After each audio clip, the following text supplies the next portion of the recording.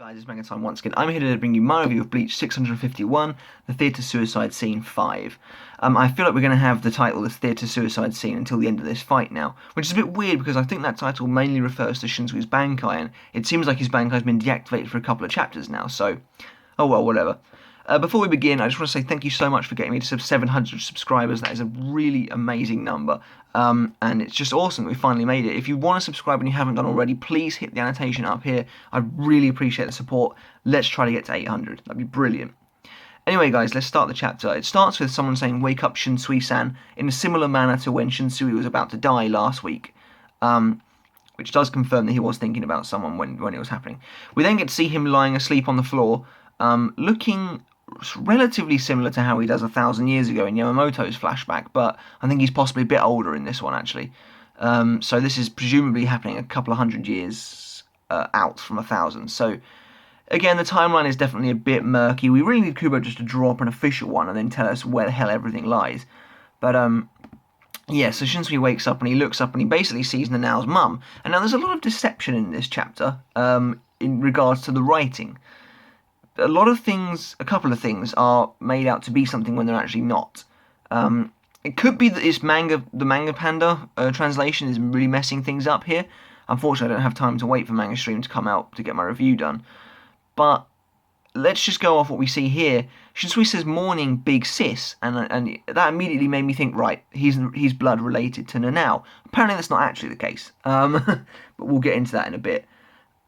Interesting to note, I presume this is the woman who Shunsui has taken the Hayori from. She's also got the pinwheel hairpins in her hair that Shunsui eventually gets. And to tell you what, Kubo's very talented, because Nanao's mum doesn't look like Nanao, but she does look like Nanao. It's cool the way he can do that sort of thing. It makes me wonder if there is any relevance to Lisa whatsoever, because Lisa does look exactly like Nanao. So, if they were like estranged sisters, I could believe that or something, or maybe it's just a huge coincidence. I don't know. Either way. Anyway, we then go back to the actual fight with Lille, and I really thought that flashback was going to last a bit longer, actually. But anyway, Lille's like, he's gone. Where did he hide now? And then, seriously, what is that? Like he inflates his head for some reason. I don't even know why he does it, because he doesn't even. I don't think he's even, unless he's like looking inside his head or something, I don't get it, because Shunsui and Nanao are obviously in his shadow, so I don't see why he has to start doing this, but oh well. It basically inflates his head out like that, and his eyes are on either side, and then they start like moving, looking around, and then it's just so weird. Why is he so weird? But oh well. Basically, he works out that they're in his shadow, and he's like, okay, so you're in there. Your Kage only lets you hide in the shadows for quite some time. Well, and he basically says, well then, I wonder what happened if that shadow disappears completely. And he summons this big ball of light, which is actually kind of cool. And I think that light will become important later on. But anyway, he says, I wonder what happened if that shadow disappears. And he gets, for an instant, a small shadow on top of his beak. And Nanao is either forced from it or she jumps from it. If she was forced, then I don't see how, because where's Shunsui? But I think she probably just jumps from the shadow. Interestingly as well, she's now wearing kind of like bands or underneath her arms, and tied up against her back, and they seem to make her sleeves shorter. And I was thinking, like, immediately when she jumped out, I was like, who the hell is that? Because that didn't look like Nanao to me, because I don't think she's ever looked like that before. But then it obviously is Nanao, so I don't know what that's all about. But it must be to do with the zanpakuto. Anyway, this bit is the next bit that's really trolly. This is quite trolly. Basically, Nanao says, "What are you talking about? I've always known that Kat and Kyokotsu was two separate entities, but are you really saying Kyokotsu is my zanpakuto?" Apparently, the end of last week was a bit of a red herring. The end of last week, Shunsui makes it really sound like Kyokotsu was her zanpakuto. He says, "I'll give her back to you, Kyokotsu," and it makes it sound like, whoa, he's giving her Kyokotsu. Really, he's not. Really, it should sound like, "I'll give it back to her. I'll give it back to you, Kyokotsu," as in he's calling to Kyokotsu.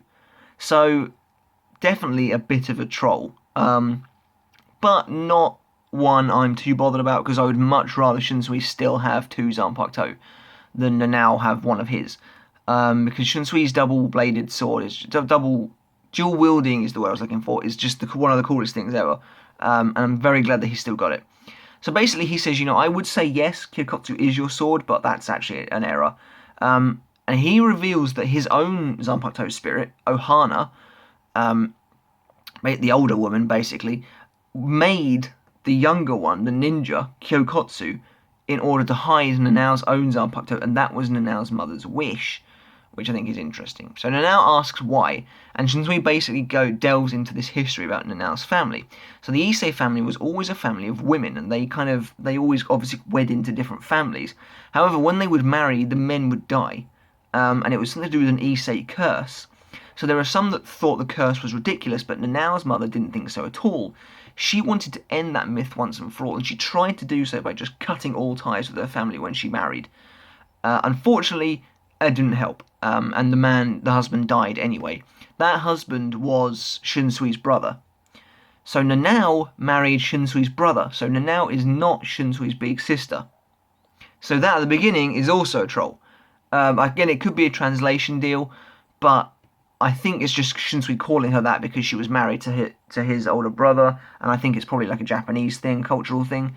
But either way, yeah, so Nanao and Shunsui are not blood related. She is his niece, which again I think we called last week. And you can actually see in the panel where Shunsui says she was my brother's wife, he has a really nasty bloody hole in his stomach from when he was blasted at the end of 2 chapters ago. So yeah. Anyway, Shunsui reveals that he and his brother were never on very good terms, but the atmosphere between them began to change a bit when she came. Living with his brother became more comfortable compared to before, and he used to go over a lot. We're still missing the intricacies of this whole deal, because we don't know what happened to Nanao's mum. We don't know why Shunsui inherited all of her gear. So hopefully we get another flashback towards the end of the fight. But anyway, apparently it was common practice in nobility for the bride to be returned to her original family if her husband were to pass away, cutting all ties with the family of the deceased, so she was returned to the Issei family. So essentially, no matter how much she wanted to cut ties with that family, she would always return to it.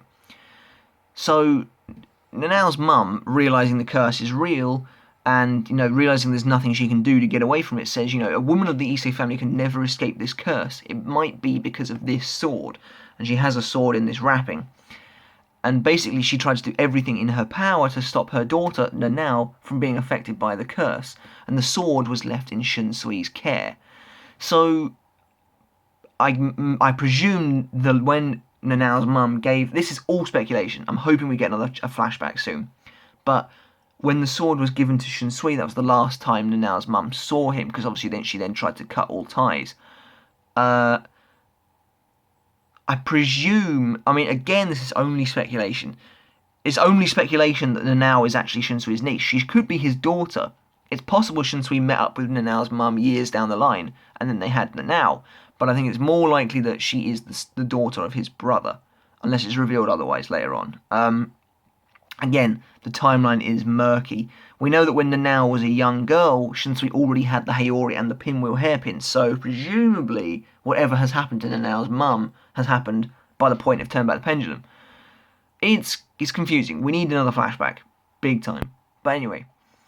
Okio, which is Kyokotsu, who loves hide and seek, hid the sword apparently, and I think Kyokotsu's face is basically made of shadows because she pulls the freaking sword out from her face.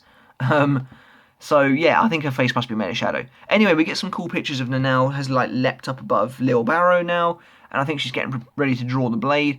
And Lil's like, "You really going to come out from that shadow?" And he smacks her with something that doesn't kill her instantly somehow.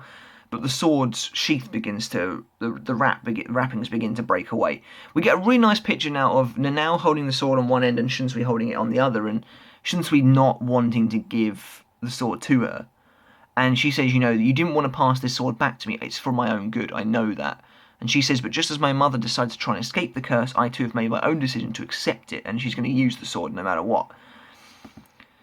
Then she says, this bit's a bit weird, she says, even if I accepted the curse, the person that I've chosen to love would definitely think the curse is ridiculous too.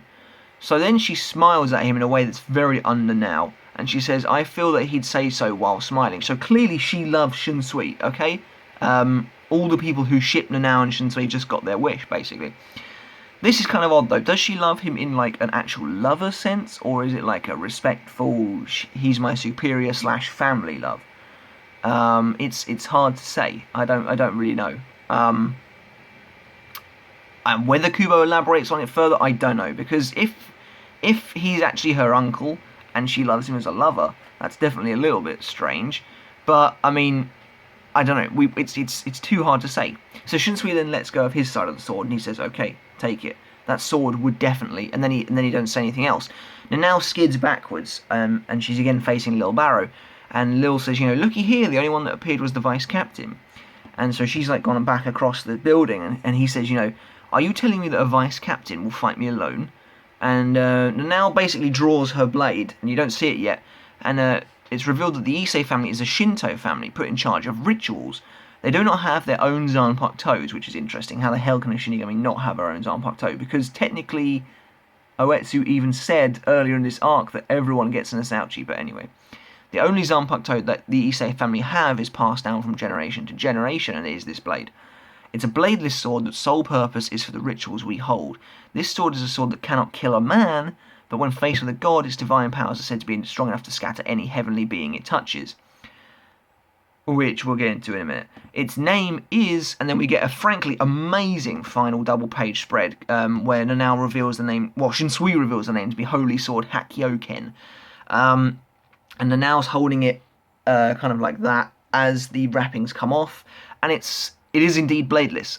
It's got a very nice fancy guard, well, it's not really got a guard even, where it's got like a tassel coming off it, and it's got a tassel coming off, 2 tassels coming off the end, and its blade is flat. It's got a flat edge and it's got diamonds on it. Honestly, it looks really cool, and it's one of Kubo's coolest Shikai designs we've had in a while, actually. This chapter has been very, very, very divisive so far. I want to address the biggest issue. This is hugely convenient. Hugely, hugely convenient that Lil is this immortal, divine being, and Nanao happens to have the one fucking sword in all of Soul Society that can kill a heavenly being. I said kill there, but we don't know if it will kill him or not. If Shunsui's words in this particular translation are scatter a heavenly being, what I think will happen is that Nanao's sword will somehow either remove Lil's Volstendig or just somehow deplete his kind of heavenly powers, allowing Shunsui to come out and deal the final blow. Because I don't think Nanao is going to be strong enough to do this on her own. Because that'd just be fucking ridiculous. Shinsui's not strong enough to do it on his own. So I think if they work together, they will probably bring him down. I think Nanao is going to have to damage him first to remove his, godly powers, and then Shunsui will finish him off. But it doesn't stop it from being hugely convenient. But it's kind of, whether it's a bad thing or not, or a good thing or not, par for the course now, really. Because this happens a lot in Bleach, where they happen to be very, very conveniently paired up. It was even worse in your Anchor arc. You had, like, Mayuri happen to arrive to fight Zale, the one person he could beat. Same with Byakuya and Zamari and Kenpachi and Neutra. Literally, this has happened a lot. So, I'm not hugely fussed. Nanao's Zanpakuto looks awesome, either way. I'm very excited to see what it does. As for what I was going to say earlier about Lil's kind of light orb, I think that might be a weakness, because Hakkyouken, which is Nanao's Zanpakuto, means something like sword of many mirrors or something like that. So it could be that the diamonds on the side are reflective. Now, I'm thinking, because Lil has his dry eyes, I'm thinking, what if Lil tries to attack her with a big ball of light, she reflects it, and it affects his eyes? I'm thinking maybe that might happen. Something similar to that might happen, which will allow Shunsui to get the drop on him. Either way, though, guys, this is a very divisive chapter. I don't have a problem with her not having Kyokotsu. A lot of people do, I don't, because I much prefer Shunsui to have it, and have the double blade, have the dual Zanpakuto. Her blade is very convenient, I'll give you